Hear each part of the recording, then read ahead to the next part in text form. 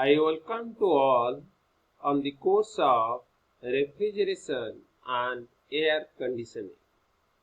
I am Prabhupada Senapati, lecturer in mechanical department. Today I am going to explain the practical vapor absorption refrigeration system. Before go ahead to the practical vapor absorption system, first we have to know what are the disadvantages in the simple vapor absorption system. We observe, first we are coming to the simple vapor absorption system. Now you observe in this diagram, from the generator, when you are supplying the heat from the surrounding, from the generator, the ammonia convert to the gas, and same time there is chance of water convert to the gas, and when that water pass through the expansion valve, it will convert to the ice and block the pipeline or block the refrigerant flow. And also in the practical vapor absorption system, you are thinking two things. One is how to block the water vapor entering to the condenser and the expansion valve and the evaporator. That is the first part. And second part, you are thinking to increase the COP of the refrigerator. So, for that reason, you are modify the simple vapor absorption system by using four major devices.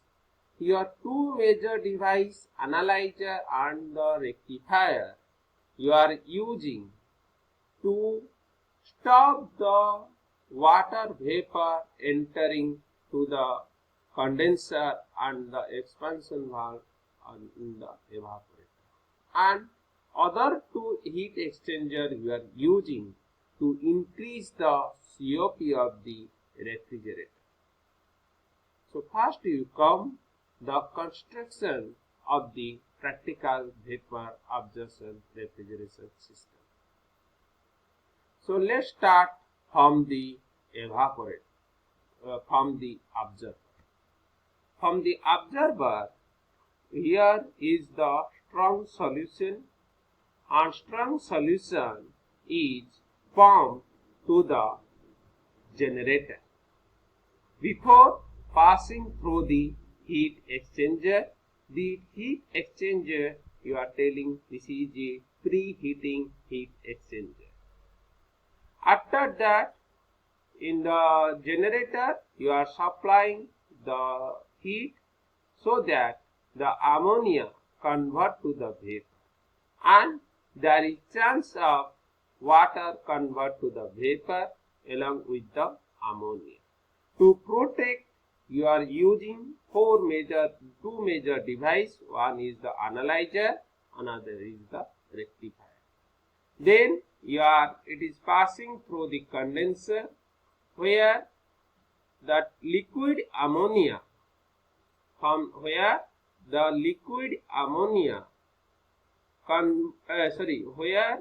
the high pressure ammonia vapor convert to the high pressure ammonia liquid.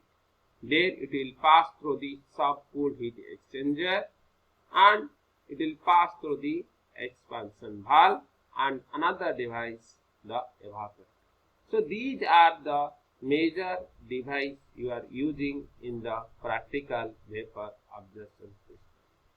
In the simple vapor absorption system, I explained about the observer and the pump, pressure reducing valve, and the generator, condenser, and the expansion valve and the evaporator.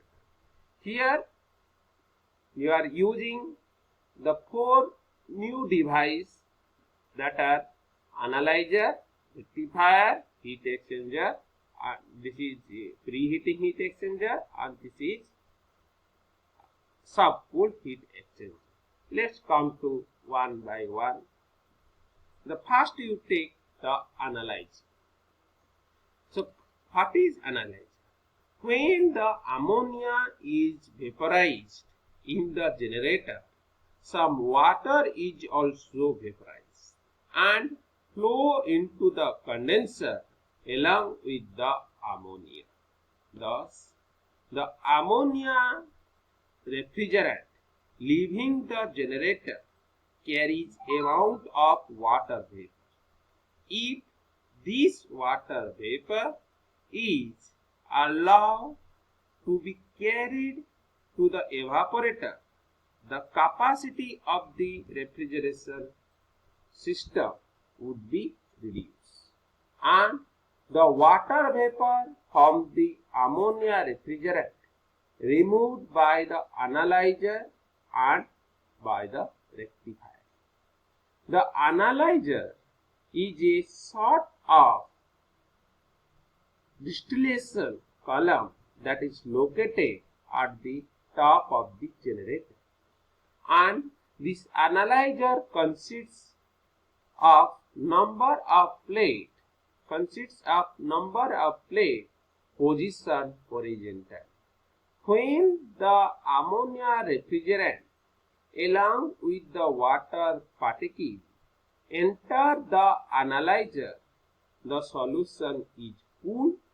Since the water has a higher saturation temperature, the water vapor gets condensed into the water particle and that will be dripped down into the generator.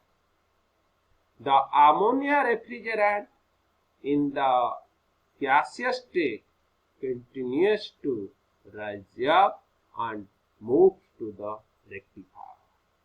Then you are coming to the rectifier.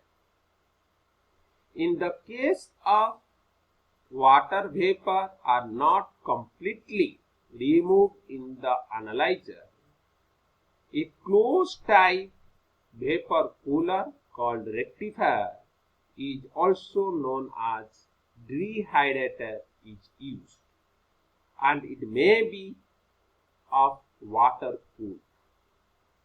And the rectifier is a sort of heat exchanger cooled by the water, which is also used for cooling the condenser. Due to the cooling, the remaining water vapor mixed with the ammonia refrigerant also get condensed along with some particle of ammonia, and this weak solution of water and the ammonia drain to the analyzer and then to the generator.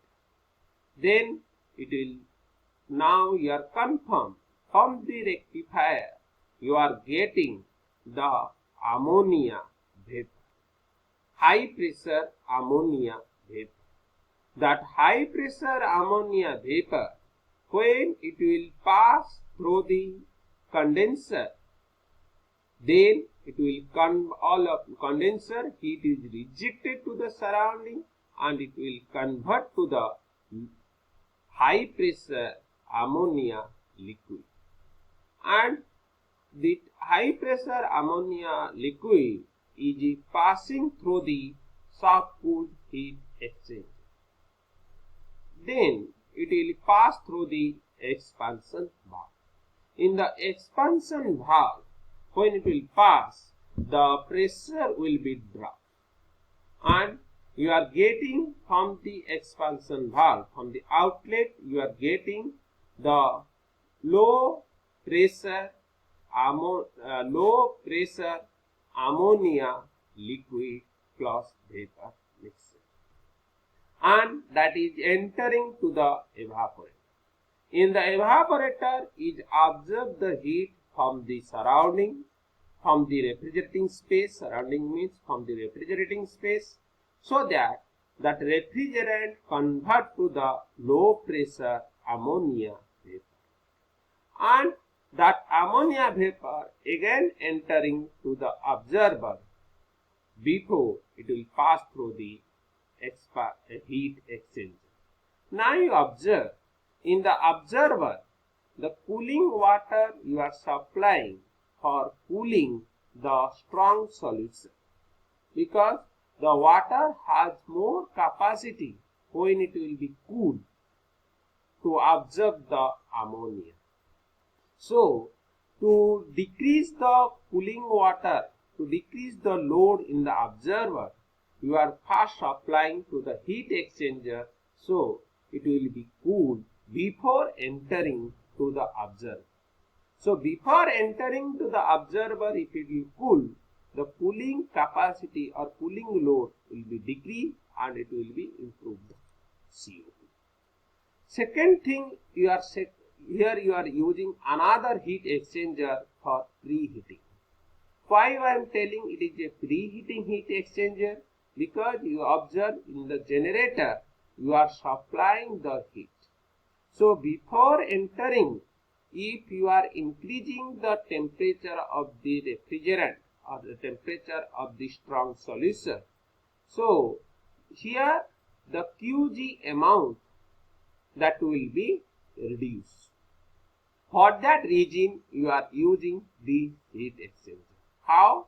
Now observe, here is the heat exchanger, here is the strong solution and having low temperature strong solution entering into the heat exchanger in the left side, and the right side entering the weak solution having high pressure and the high temperature.